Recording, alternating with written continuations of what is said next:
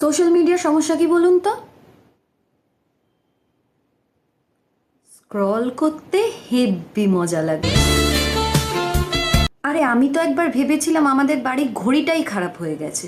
ঘুম থেকে উঠে ভাবলাম জাস্ট 5 মিনিটের জন্য দেখে নি দুনিয়ার কি আপডেট। কিছুক্ষণ ঘাটাঘাটির পর দেখি 2 ঘন্টা পেরিয়ে গেছে।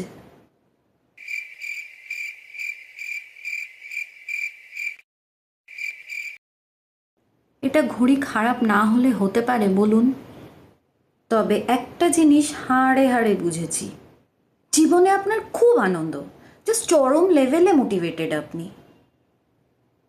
জাস্ট একবার সোশ্যাল মিডিয়াতে উকি দিয়ে আসুন, আপনার মনে হবে যে আপনার থেকে বড় বোকা ড্যাশ এই পৃথিবীতে আর কেউ নেই।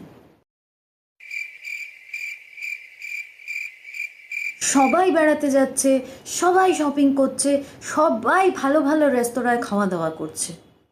সবার বাবুটা মনাটা ভীষণ কেয়ারিং, প্রতি উইকে দামি দামি গিফট নিয়ে হাজির হয়। ওলে বাবালে, এই মোবাইল থেকে মুখ তুলে তখন আর কোনো কাজ করতে ভালো লাগে বলুন তো? সেই তো দুপুরে ডাল ভাত করলা সেদ্ধ খেতে হবে। তবে মাঝে মাঝে বুঝতে পারি পুরো ব্যাপারটাই একটা বেলুনের মতো, কখন যে ফুট করে ফেটে যাবে ধরতে পারবেন না। দুদিনের আনন্দ চেটেপুটে নিলেই হলো।